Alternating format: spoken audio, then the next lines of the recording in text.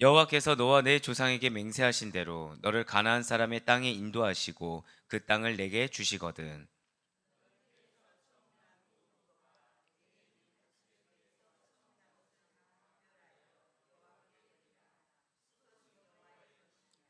나귀의 첫 새끼는 다 어린 양으로 대속할 것이요 그렇게 하지 아니하려면 그 목을 꺾을 것이며 내 아들 중 처음 난 모든 자는 대속할지니라.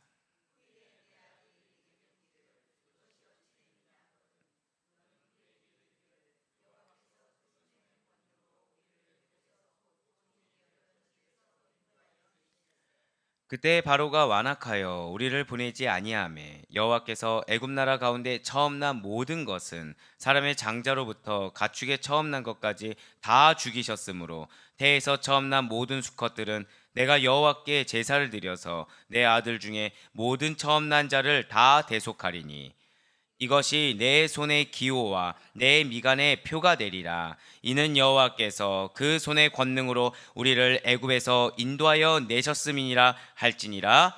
아멘. 할렐루야.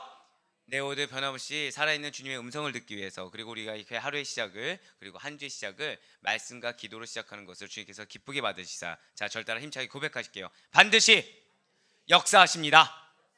네, 반드시 나의 삶 가운데 역사하신다라는 그 믿음으로 이렇게 특별 새벽 기도에 함께하고 계시는 모든 성도님들을 주님 환영하고 축복합니다. 이 시간 우리는 출애굽기를 통해서 은혜 받는 귀한 시간을 가지고 있습니다. 그럴 때가 있어요. 음, 기도가 유난히 깊게 될 때가 있습니다. 그리고 말씀이 분명히 준비가 다 됐는데도 하나님이 더 하면서 말씀을 계속 기록할 때가 있어요. 그때는 괴로울까요? 기대감이 있을까요? 기대감이 있어요. 그러니까 사실 육신은 굉장히 괴롭습니다. 그리고 말씀이 이 중간에 온다라는 거는 저는 약간 흐름을 좀 중요하게 여기는 스타일이다 보니까 중간에 이 말씀을 끼워 넣는다는 게 굉장히 어려운 작업입니다. 그런데 기대감이 생긴다는 거예요. 어떤 기대감이 생기냐면 제가 항상 여러분들에게 드리는 말씀이 있죠. 하나님이 우리를 사랑하시는 증거는 무엇이다? 말씀이 내려진다라는 걸 말씀드린 적이 있어요. 그래서 여러분들을 향한 하나님의 사랑을 제가 확장하는 것은 단 하나입니다. 여러분들에서 기도할 때 말씀을 주시는 거, 여기에 따라서 저는 이 가정을 하나님 정말 사랑하시는구나. 비록 경책의 시간이 있을 수 있을지언정, 고난의 시간이 있을 수 있을지언정 하나님이 정말 사랑하시기 때문에 말씀을 주시는구나. 근데 그 말씀이 어느 정도로 이렇게 드리게 되냐면 이게 조각조각 쪼개서 볼 수밖에 없게끔 그렇게 주신다는 거죠. 그러니까 한 절을 딱 주시잖아요. 그럼 그 한 절에서 그냥 통상적으로 아는 걸로 주는 게 아니라 한 단어 한 단어를 그냥 넘기지 못하게 하신다는 겁니다. 그러니까 이게 음, 아마 아시는 분은 아시겠지만 저는 이제 한 절 가지고 설교하거나 두 절로 설교하는 걸 되게 좋아하잖아요. 왜냐하면 그거 하나 풀기도 굉장히 버거울 정도로 말씀 풍성하게 주신 편이거든요. 그리고 책을 좀 많이 보는 편이라고 말씀드렸습니다. 그러니까 이게 조각조각 쪼개서 준다라는 거는 그만큼 풍성한 은혜를 여러분들에게 예비해 두고 계시다라는 거예요. 믿으십니까? 네, 그럴 때 저는 기대감이 든다는 거죠. 자, 절대 한번 고백하실게요. 이번 주에 반드시 승리합니다. 아멘. 이 순간에 여러분들의 마음 가운데 혹시 만약에 어떤 영혼이 떠올랐다, 또는 내 어떤 기도 제목이 떠올랐다, 그러면은 반드시 그거를 오늘만이 아니라 이번 주간 같이 기도하셨으면 좋겠습니다. 지금 제가 어떤 표현 썼어요? 같이라고 했죠. 그래서 여러분들 숙제가 있습니다. 예, 오래 참아왔던 것 같아요. 원래 저는 숙제를 잘 내주기로 유명한 사람인데 무려 2달이라는 시간 동안 숙제를 한 번도 안 드렸습니다. 자, 지금 이 자리에 계신 분들은 오늘 오전이 지나기 전에 저한테 톡으로 또는 문자로 기도 제목 하나씩은 주셔야 됩니다. 무조건. 예, 내가 이번 주에 반드시 응답됐으면 좋겠다. 갑자기 여기서 목사님이 선교 왔으면 좋겠다 이런 거 말고요. 네, 목사님 갑자기 선교 왔으면 뭐 갑자기 목사님이 뭐 닌겔 한 대 맞았으면 좋겠다 이런 거 말고 저 관련된 거 말고, 네, 여러분들 개인에 관련된 거, 그거를 좀 같이 승부를 한번 걸었으면 좋겠습니다. 제가 어떤 표현 썼어요? 승부를 걸었으면 좋겠어요.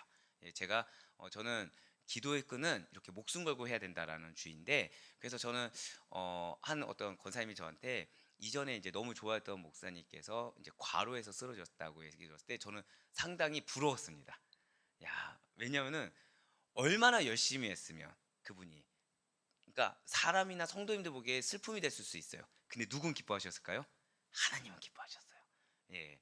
그러니까 저는 승부를 좀 그렇게 걸고 싶습니다. 여러분들하고 같이 그 기도 제목 가지고. 그래서 이번 주가 지나갔을 때, 자, 절대 고백하실게요. 모두 다 승리할 것입니다. 아멘?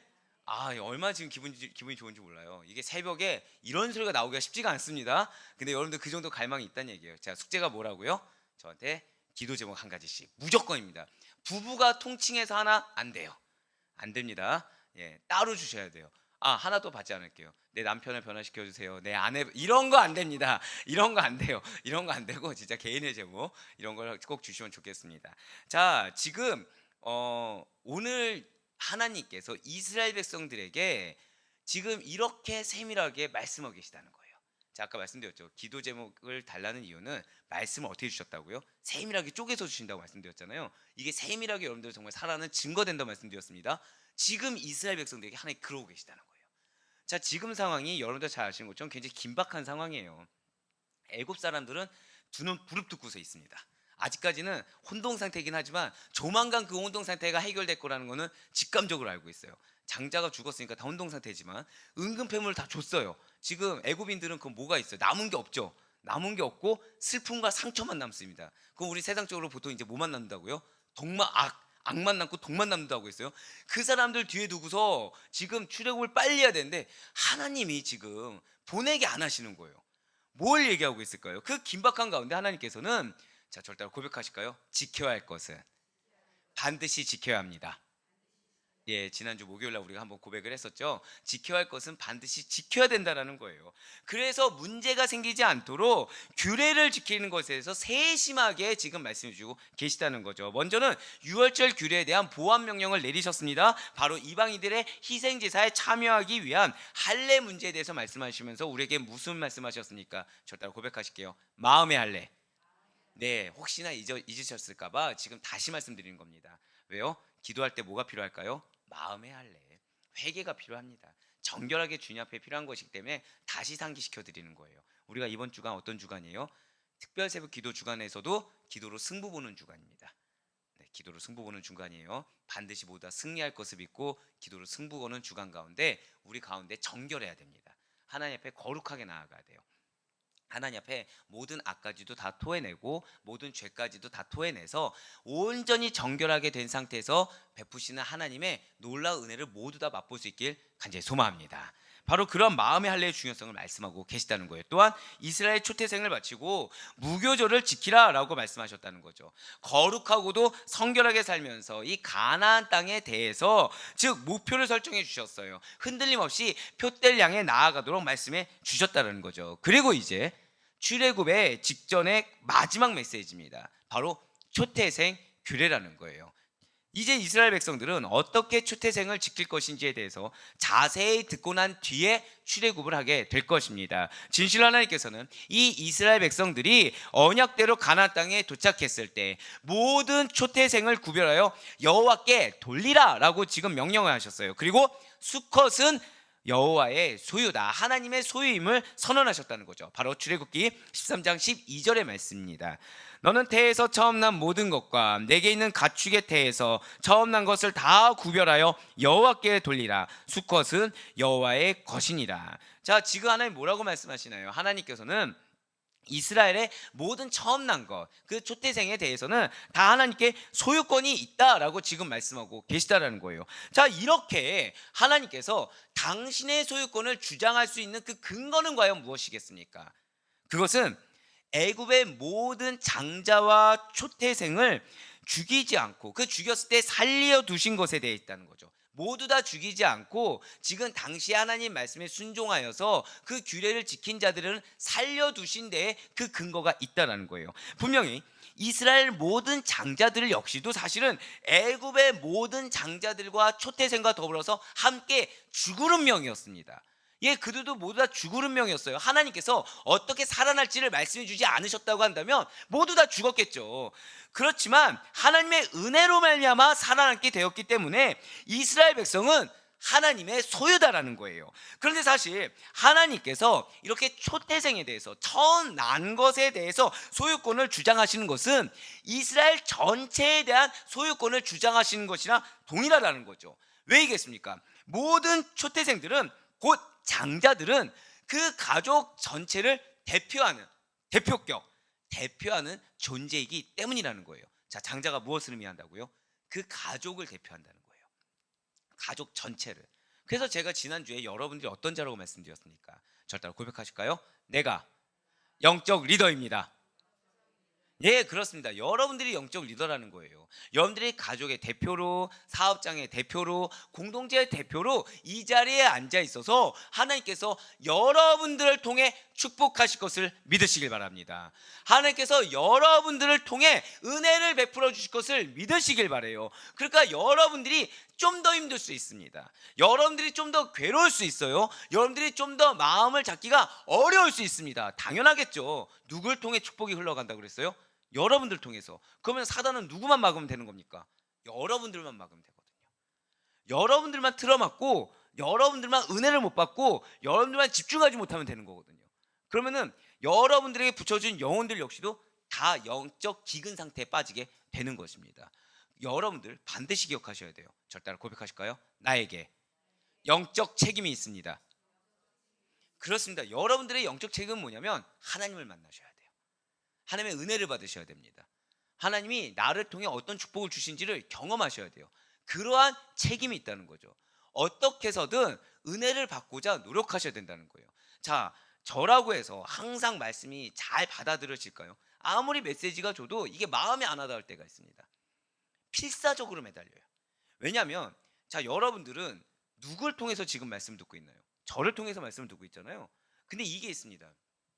제가 은혜 받지 못하고 제가 직접 체감하지 못하고 전하는 메시지와 제가 그 은혜 완전 흠뻑 잠겨가지고 전하는 메시지는 다르다는 거예요. 아침에 이렇게 셔틀 할 때 제가 저희 이제 같이 타시는 분들한테 때론 그런 얘기 드릴 때가 있어요. 오늘 금철 메시지 기대하세요. 하나님이 뼈를 갈게 만들었습니다. 라고 할 때가 있어요.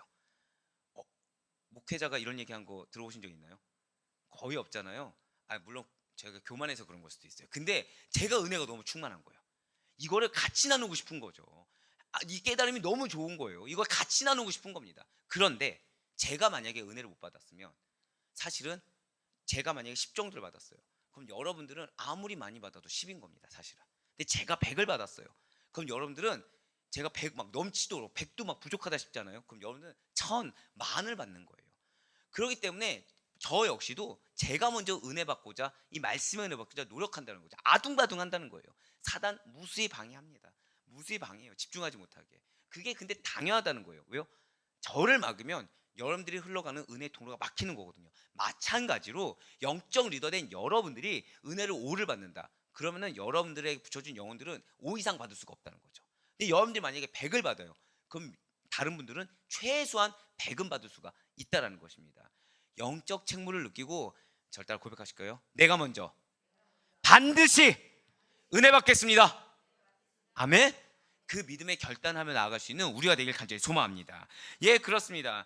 초태생들, 장자들이 바로 그 가족 전체를 대표하는 존재, 대표격이라는 거예요. 진실로 하나님께서는 애굽의 장자를 죽이신 것은 사실상 애굽인 전체를 몰살시킬 수 있는 하나님의 권능을 드러내신 것입니다. 또한 이스라엘 자손의 그 장자를 구속해 주신 것, 구원해 주신 것은 이스라엘 전체를 내가 구원하겠다, 이스라엘 전체를 내가 구속하겠다라고 명하신 거랑 동일하다는 것이죠. 그러므로 이스라엘은 단지 장자뿐만이 아니라 온 이스라엘 전체를 하나님께 드려야 하는 하나님의 소유된 백성이 된다라는 거예요. 그렇습니다. 바로 여기에 하나님께서 이스라엘에게 왜 초태생을 당신에게 돌리라고 하신지 요구하신 것에 대한 의미겠다라는 거예요. 결국 이제 여러분들이 장자 죽음을 생각했을 때 그것을 딱 들었을 때 무엇을 생각하셔야 돼요? 대표격을 생각하셔야 되는 겁니다. 장자 죽음을 딱 들었을 때 무엇을 생각하셔야 된다고요? 이스라엘 전체를 생각하셔야 되는 거예요. 단순히 애굽인의 장자를 죽였다가 아니라 역으로 우린 무엇을 생각해야 돼요? 구속해 주신 하나님의 은혜.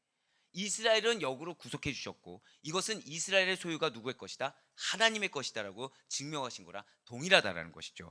그렇습니다. 이스라엘로 하여금 하나님만이 온 이스라엘의 주인이시고 구속자가 되심을 고백하게 하심으로 말미암아 이스라엘의 유일한 주인은 오직 하나님이시다라는 사실을 잊지 않게 하시기 위해서 하나님께서 너희의 초태생을 나에게 돌려라고 명하셨다라는 거예요. 한편 여기에서 또 하나 여러분들이 기억하셔야 될 것은 이 출애굽에 하셨던 이스라엘 백성들 개개인이 무엇을 예표하냐면 신약 시대의 성도들을 예표한다는 거예요. 그렇기 때문에 이스라엘 백성의 소유권이 하나님께 있습니다 라는 것은 성도들에 대한 소유권 역시도 하나님께 있습니다 라는 것과 동일하다라는 것이죠. 즉 애굽인들은 무엇을 상징하는 것입니까? 세상에 속한 자들이에요. 하나님을 대적하는 자들이에요. 그들의 모든 권세들을 장자를 몰살시킨 것처럼 권세들을 하나님이 몰살시킬 수 있습니다. 그 가운데 우리들을 구별하여 주시고 택하여 주셔서 구속하여 주신 것은 여러분과 저의 그 모든 소유권이 하나님께 있다는 것을 깨닫게 하기 위함이라는 거죠. 사실 우리 성도님들도 마찬가지라는 거예요. 본래 이 세상에 속한 자들과 마찬가지로 죄로 말미암아 영혼이 멸망받을 수밖에 없던 존재였다는 것이죠. 하지만 하나님께서는 여러분과 저를 특별히 죄인들 가운데서 선택하여 주시고 구별하여 주셨습니다. 거기서 끝나지 않고 예수 그리스도의 대속 사역으로 말미암아 우리를 구속하여 주시고 구원해 주셨다는 거예요. 구별하시고 구속하여 주셔서 구원해 주신 크신 하나님의 사랑이 지금 이 순간도 여러분들을 덮고 있음을 믿으시길 바랍니다. 절대 고백하실까요? 사명은 사랑입니다. 사랑하는 자에게 사명을 주시는 거예요. 사랑하셨기 때문에 사명을 주셨다는 것이 무엇입니까? 내가 너를 구속해 줬어. 내가 너를 구원해 줬어. 그렇기 때문에 너의 모든 소유는 나의 거야. 너는 나의 영광을 위해 살아가야 돼. 결국 이 얘기는 또 뭐예요? 나는 나 혼자의 삶이 아니라는 거예요. 나에게는 영혼의 무게가 있다는 겁니다. 나에게는 공동체의 무게가 있다는 거예요. 제가 항상 말씀드리잖아요. 저는 우리 사랑하는 아데포의 교회의 모든 사업장이 축복받길 간절히 소망하고 있습니다. 왜요? 반드시 이 가운데 있는 우리 그 사업장을 운영하시는 분들로 말미암아 그 모든 영혼들이 변화될 것을 믿기 때문이라는 거죠.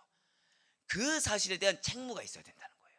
어떤 경우에서도 여러분들을 통해서 여러분들의 직원 또는 여러분들의 동역자, 거기에 더해서 가장 작게는 여러분들의 가족이 나로 말미암아 하나님을 만날 수 있어야 된다는 거죠.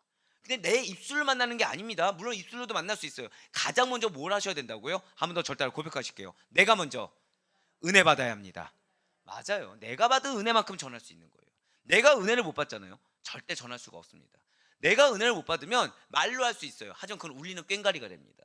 하지만 내가 은혜를 받으면 그것만큼의 진중한 사랑의 언어가 없다라는 거죠. 그렇습니다. 그렇기 때문에 하나님께서는 당신이 사랑하시사 택하여 구별하신 하나님의 백성이 이전에 행하던 악한 행실들을 다 온전히 끊기를 원하신다라는 거예요. 그래서 아까 뭘 말씀드렸어요? 마음의 할례를 원하신다는 거죠. 세상과 결별하기를 원하신다라는 것입니다. 하나님의 사랑받는 자, 하나님의 소유가 된 자로서 새로운 삶을 살기를 원하시고 계신다는 거예요. 그래서 오늘 본문 가운데 어떤 조금 이해가 안 되는 말씀이긴 하지만 나귀의 초태생은 감히 하나님께 제물로 드려질 수 없기 때문에 어린 양으로 대속하거나 아니면 그 목을 꺾어서 죽여버려야만 한다고 하시고 있지 않습니까? 바로 출애굽기 13장 13절의 말씀이에요. 나귀의 첫 새끼는 다 어린 양으로 대속할 것이요 그렇게 하지 아니하려면 그 목을 꺾을 것이며 내 아들 중 처음 난 모든 자는 대속할 지니라. 아멘. 갑자기 이 말씀이 나오니까 이해가 안 될 수도 있습니다. 근데 사실 모세오경 가운데 출애굽기를 보려면 레위기 민수기를 같이 보면 좀 더 이해가 되는 구절들이 굉장히 많아요. 좀 쉽게 말씀드리면 나귀의 첫 새끼는 지금 어린 양으로 대속해야 된다. 즉 첫 새끼는 지금 제물로 드릴 수 있다는 거예요, 없다는 거예요? 없다는 얘기입니다. 없다는 얘기예요. 근데 만약에 대속할 수가 없으면 그 목을 꺾어버리라는 거죠. 아, 하나님 참 무정하시다. 아니 나귀 새끼면 좀 어떻고 어린 양이면 좀 어떻냐. 그렇게 칼같이 자르시냐. 우리가 형편에 따라 달라질 수 있는 건데 무엇이든 드리면 그냥 우리 마음을 바꾸서 받으시면 되지 않을까라고 생각할 수도 있어요. 하지만 그래서는 안 된다는 거예요. 그렇게 재물의 종류를 인간이 임의로 택하여 드릴 수가 없다는 거죠. 하나님께서 정하신 대로 해야 된다는 것입니다. 하나님께서는 굽이 갈라지지도 않고 새김질도 못하는 나귀를 부정한 동물로 여기셨다는 거죠. 자, 나귀가 어떤 동물이라고요? 굽이 갈라지지도 않고 새김질도 못하는, 그냥 간단히 얘기하면 하나님께서 아예 부정한 동물로 정하셨어요. 그러니까 나는 나귀를 통한 제물을 받지 않을 거야 라고 얘기하셨어요. 그렇기 때문에 하나님께서는 받지 않으시겠다고 했다는 거죠. 자, 중요한 것은 제물을 누가 받습니까? 자, 제사는 누가 드리라고 했나요? 하나님께서 드리라고 하신 거죠. 그러면은 누구의 방식대로 해야 될까요? 하나님의 방식대로 해야 되고, 제물은 받는 사람이 원하는 걸로 해야 되는 겁니다. 자, 예를 들면 어버이날에 부모님이 사랑하는 자녀에게, 왜 그럴 때 있잖아요. 아, 난 뭐든 다 좋아. 아니, 안 해도 돼. 마음이면 돼. 라고 할 수도 있지만 정말 필요한 게 있어서 기왕 해줄 거면 이걸 해줘. 라고 말씀을 했다고 생각해 보세요. 그런데 나는 예를 들어 복숭아 엘러지가 있으니까 복숭아는 안 했으면 좋겠다라고 딱 얘기했다 생각해 보세요. 근데 사랑하는 자녀들이 하필이면 복숭아를 준 거예요. 하필이면 부모님의 마음이 어떨까요? 분명히 얘기했는데, 자, 아빠는 복숭아 엘러지가 있어서 복숭아는 아니었으면 좋겠다 얘기했는데 보란 듯이 복숭아를 딱 주는 거죠. 마음이 느껴질까요? 전혀 안 느껴지는 거죠. 뭐라고 느낄까요? 억지로 했구나, 마지못해 했구나, 아니야 날 싫어하나? 나한테 혹시 뭔가 불만이 있나? 이런 생각이 들지 않을까요? 자, 선물이라는 건 무엇입니까? 받는 분이 좋아할 만한 걸로 드려야 되는 거예요.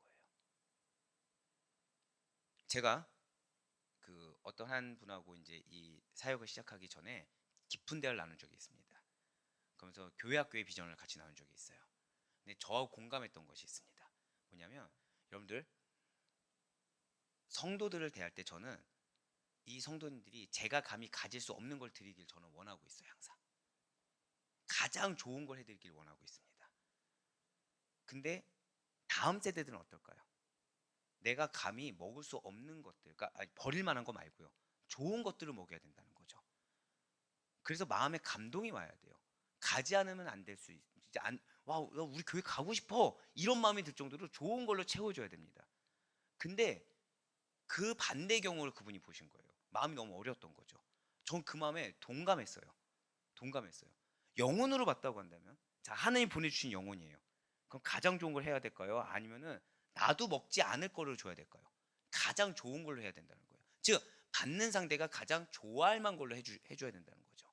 마찬가지로 성도님들에게 저는 선물해 드릴 때 어떤 선물을 하기 원한다고요? 제가 감히 가질 수 없는 거를 드리길 원한다는 겁니다. 우리 성도님들이 기뻐할 만한 걸 드리길 원한다는 거예요. 사실 저는 선물을 정말 고민을 많이 하는 편입니다. 정말 고민을 많이 해요. 어느 정도로 하냐면, 이것 때문에 막 스트레스 받아서 제 손톱 보이시죠? 없죠? 제 손톱을 물어뜯는 경우 딱 두 가지가 있습니다. 선물 고민할 때하고 말씀 고민할 때. 예, 어느 정도 수준인지 알겠죠? 그럼 저는 선물할 때 그 영혼으로 보는 거죠. 하나님 저한테 붙여준 귀한 영혼으로. 물론 그럴 때 그 시간에 잘 말씀을 더 먹이세요라고 할 수 있어요. 근데 그건 제 마음을 몰라서예요. 저는 영혼을 사랑하지 않으면 선물하지 않습니다. 왜 이번에 대신방 때도 보셨잖아요. 다 다릅니다. 다 달라요. 다 고르는 거예요. 공장 가서 다 고릅니다. 저는 그거에 의미를 부여하거든요. 예. 자, 중요한 것은 사람에게도 이러할진대 하나님께 드리는 제사인데, 하나님께 바치는 제물인데 내 임의대로 드릴 수 있겠습니까? 없다는 거죠. 하나님이 원하시는 걸 드려야 된다는 거예요. 하나님이 하란 대로 해야 된다는 거예요. 우리가 착각하지 말아야 될 것은, 자, 예배는 누가 명하셨습니까? 하나님 명하셨어요.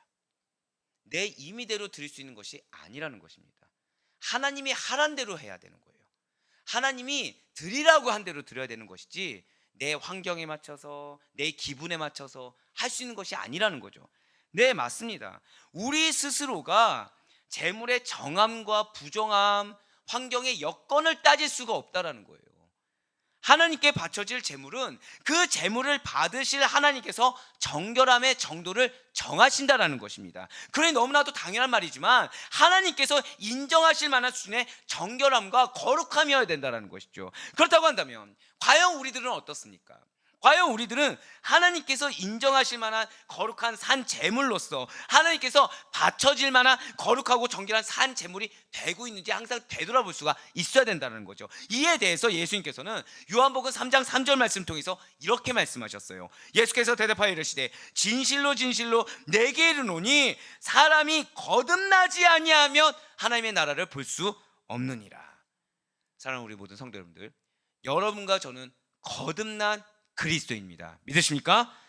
여러분과 저는 그냥 거듭난 게 아니고요, 구별되어 거듭나게 된 그리스도입니다. 즉, 우리가 구별되었다는 것은 성령으로 거듭나 우리의 생각, 우리의 행동이 완벽하게 새 사람으로 바뀌는 것을 의미한다는 거죠. 그래서 사도 바울이 이에 대해서 이렇게 선포하고 있다는 거예요. 바로 고린도후서 5장 17절의 말씀입니다. 제가 농담삼아 얘기했지만 사실 굉장히 좋아하는 말씀이에요. 그런즉 누구든지 그리스도 안에 있으면 새로운 피조물이라, 이전 것은 지나갔으니 보라 새 것이 되었도다.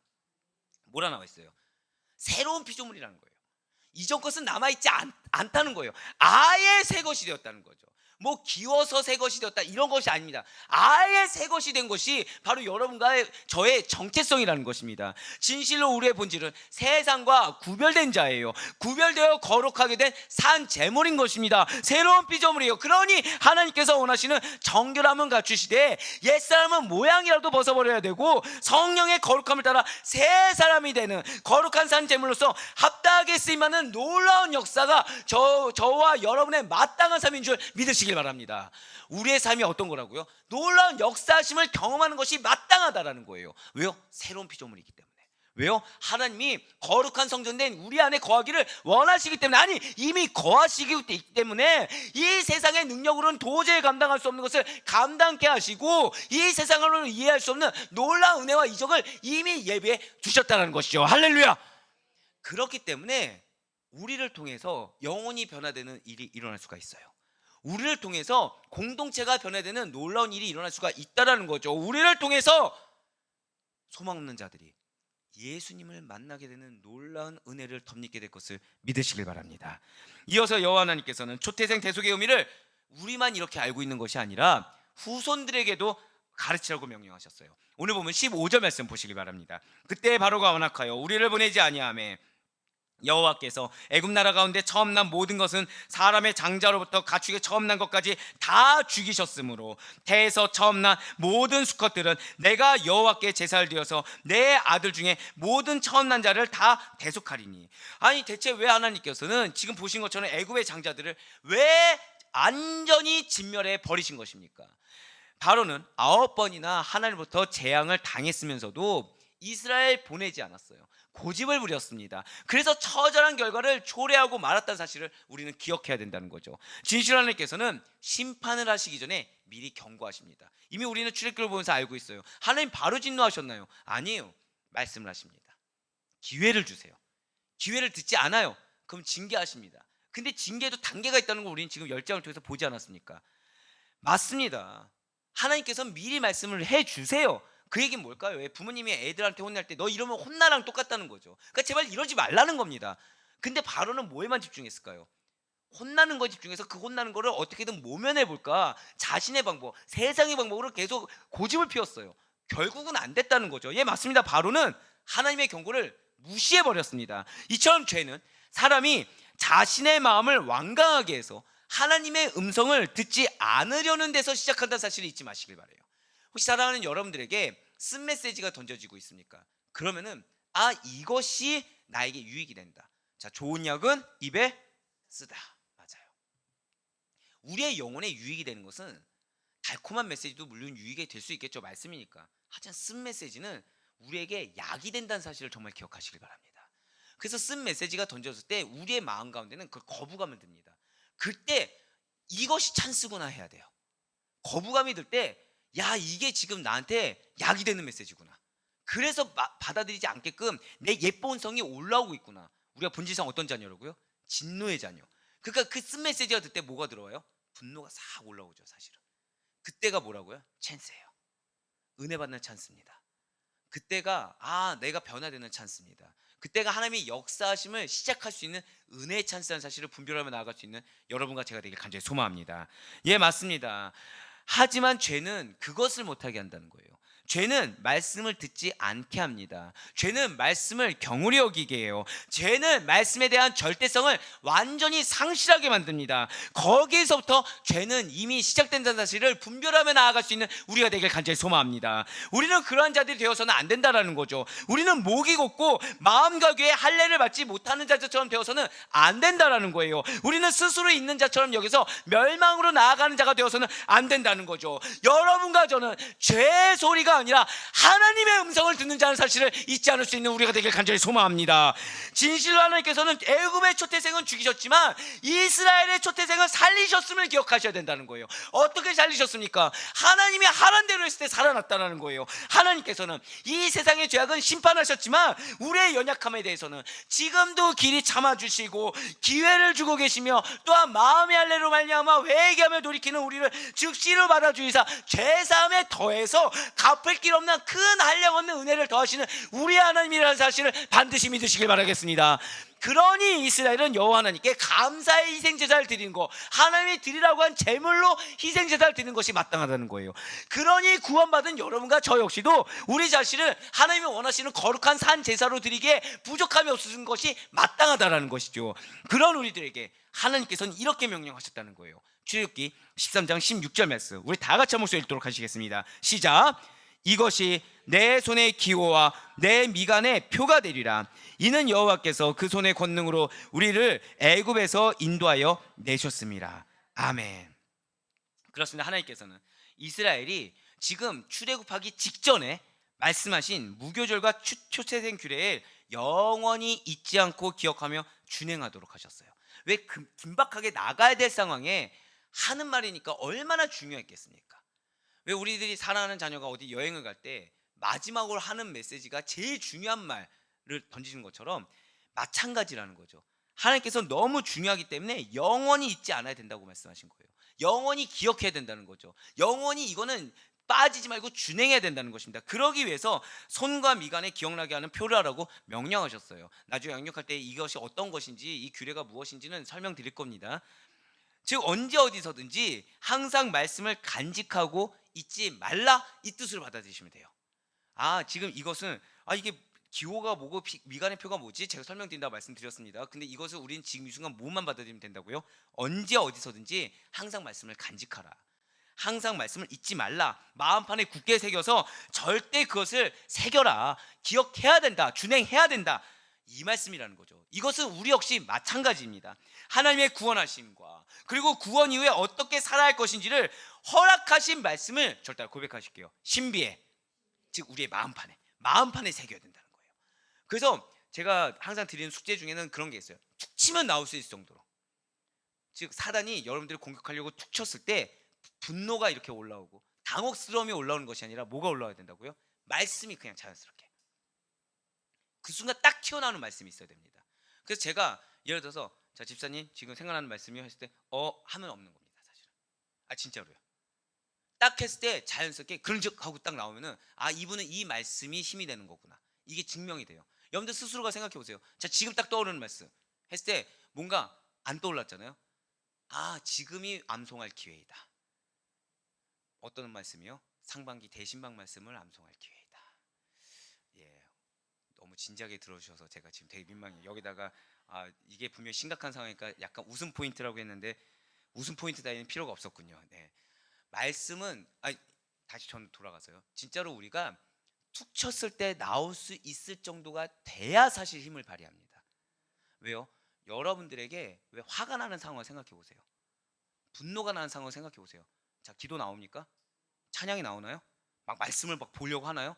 막 동영상을 찾아서 말씀 보고서 마음을 다스리려고 하나요? 그 순간 마음속에 있던 것이 입 밖으로 튀어나옵니다. 너무 솔직하신데요. 예. 근데 솔직한 말씀이 맞아요. 예, 진짜로. 그렇게 나와요, 진짜로. 나옵니다. 결국 그러면 우린 입 밖으로 벌써 뭘 한 거예요? 죄를 벌써 질러버리는 거죠. 죄를. 그러면 그 다음 단계가 뭐든가요? 이거를 감추려고 상대를 정죄하기 시작합니다. 무엇 때문에 그랬다, 또는 막 다급할 수밖에 없는 그 환경을 정죄하기 시작합니다. 자, 그 환경 누가 주신 거예요? 그 사람 누가 보내셨어요? 하나님 보내셨죠. 우리는 뭐를 하고 있는 거예요? 아담이 범죄했을 때 당신이 보낸 여자가 나를 유혹하여 내가 죄를 지었습니다라고 하나님을 원망하는 행태를 나도 모르게 하고 있었다는 거죠. 이걸 근절할 수 있는 방법은 무엇이라고요? 툭 치면 말씀이 나올 수 있을 정도. 왜요? 그 순간에 말씀이 딱 튀어나오면 그 말씀 붙잡고 여기서 이제 갈등이라는 걸 하기 시작하거든요. 그럼 최소한 입 밖으로 그냥 쉽게 나오는 것이 아니라 잠깐 시간을 벌게 되는 거예요. 어떻게요? 갈등의 시간. 그럼 이거를 붙잡고 이제 최소한 기도라도 하는 거죠. 그러니까 머리로는 이제 알게 되는 겁니다. 그 전에는 머리로 아예 생각조차 못했다고 한다면 이제 머리로 알게 되는 거예요. 최소한. 거기에서 이제 얼만큼 우리가 신앙의 훈련을 받았냐, 얼만큼 더 말씀에 많이 들어갔냐에서 더 깊이 있게 들어가고 더 해결함을 보고 이런 문제가 이제 이런 단계가 있는 거긴 하지만 최소한 우리는 무엇을 해야 된다? 툭 치면 말씀이 나올 수 있을 정도로 말씀을 암송하시길 바랍니다. 이제 저희가 이제 하반기에 들어서면 전 여러분들한테 필사를 시킬 거예요. 필사를. 많이는 안 시킵니다. 많이 안 시켜요. 지금 저희 뭐 하고 있나요? 특별 새벽 기도에 무엇을 보고 있죠? 출애굽기. 예, 아니길 바라지만, 예, 기왕이면 뭐 갈라디아서나 에베소서길 바라지만, 네, 주여 된다면 유다서까진 바라지도 않습니다. 요한일서 바라지도 않습니다. 예, 제발 출애굽기는 아니지요. 예, 에베소서 신약이 좋나이다 하지만 하나님께서는 출애굽기. 그러면서 뭐라 말씀하십니까? 시편이 아닌 것이 어디냐. 네, 아무도 아멘이라 안 한 걸 보니까 시편을 욕심내야 되나요? 네, 왜 할까요? 예, 천천히 쓰시면서 말씀을 새기시라는 거예요. 이 말씀이 이거였지. 새기시라는 그 과정을 밟을 겁니다. 말씀으로 말미암아 승리할 수 있는 여러분과 제가 되길 간절히 소망합니다. 네, 그렇습니다. 하나님의 구원하심과 구원 이후에 어떻게 살아야 할 것인지 우리에게 늘 항상 주시는 그 말씀을 새기고 실천함으로 승리하며 나아갈 수 있어야 된다는 거예요. 하나님의 백성으로서 살아가는 우리의 성도의 모습은 언제나 하나님의 말씀을 깊이 새겨서 명하신 그대로 잘 듣고 지켜 행하는 삶이라는 거죠. 그리고 그것이 하나님을 사랑하는 증거가 된다는 거예요. 그래서 예수님께서 그래서 나를 사랑하는 자는 나의 말을 지킨다고 말씀하신 것이 아니겠습니까? 요한복음 14장 23절의 말씀입니다. 예수께서 대답하여 이르시되 사람이 나를 사랑하면 내 말을 지키리니 내 아버지께서 그를 사랑하실 것이요 우리가 그에게 가서 거처를 그와 함께 하리라. 아멘. 사랑하면 뭘 한다고요? 말씀을 지킨다는 거예요. 지키려면 뭘 알아야 돼요? 말씀을 알아야 지키죠. 말씀을 모르는데 어떻게 지킵니까? 말씀이 내 마음에 새겨져 있는데 예배 드리고 끝나버렸는데 삶에 가서 어떤 말씀을 어떻게 지키시려고요? 말씀을 새겨야 됩니다. 그래야 말씀을 지킬 수 있어요. 그러면 하나님께도 우리를 사랑을 하신다는 거죠. 그럼 우리는 이 삶 가운데 하나님이 나를 사랑하신다는 증거를 받을까요, 못 받을까요? 받게 된다는 것입니다. 이것을 우리는 축복이라 얘기하죠. 이것을 우리는 은혜라고 얘기합니다. 이것을 우리는 절대 마지막 고백하실게요. 응답하심. 그렇습니다. 이것을 우리는 응답하심이라고 하는 겁니다. 진실로 응답하심을 원하십니까? 진실로 축복을 원하십니까? 진실로 은혜를 원하십니까? 말씀을 실천할 수 있는 우리 아대포의 교회 성도님 될 수 있길 간절히 소망합니다. 사랑 우리 모든 아대포의 교회 성도 여러분들, 성도의 삶의 기준은 과거나 현재나 변함없이 하나님의 말씀이란 사실을 잊지 마시길 바래요. 언제 어느 상황에서나 가장 최우선적으로 하나님의 말씀이 정말 툭 치면 나올 수 있을 정도로 신비에 새기고 기억하시면서 허락하신 말씀대로 살아갈 수 있는 우리 모두가 되길 간절히 소망합니다. 말씀 안에 있을 때 기도가 성취되는 거예요. 말씀 안에 있을 때 참된 승리를 거둔 것이고요. 말씀 안에 있을 때 구원의 영광까지 다다를 수가 있게 되는 것입니다. 할렐루야. 그래프리 바라고 얻기는 오늘 하루의 삶 가운데서 왜 이 말씀을 주셨는지 기억하시기 바라요. 우리가 앞서 무엇을 선포했습니까? 이번 주간이 무엇이라고요? 기도로 승부하는 날이에요. 기도로 승부하는 한 주간입니다. 응답의 결실을 맛보겠다고 기도로 승부 거는 한 주간이에요. 하나님 근데 그 기도의 승부를 걸 때 가장 먼저 신비에 무엇을 두라고 말씀하신 것입니까? 말씀을 두라는 거예요. 말씀을. 나에게 주신 언약의 말씀, 나에게 지금 은혜를 주신 말씀, 승리의 말씀을 지금 마음에 새기고서 그 말씀 붙들고 기도하라는 겁니다. 그 가운데 우리에게 열매가 있음을 믿으시길 바랍니다. 그래서 그 말씀 가운데서 주신 말씀에 절대성을 부여하시고 말씀 안에서 주님의 뜻을 발견하시며 그 모든 일련의 과정 중에서 여러분과 저로 하여금 거룩함과 성결함을 지켜나가길 원하시는 하나님의 뜻이 성취되어서 나의 삶 가운데 해결되길 원하시는 하나님의 음성이 어떻게 실제가 되는지를 경험해 나아갈 수 있는 기도의 승리자가 되는 우리 모두의 한 주간이 될 수 있기를 주님의 이름으로 간절히 축원합니다.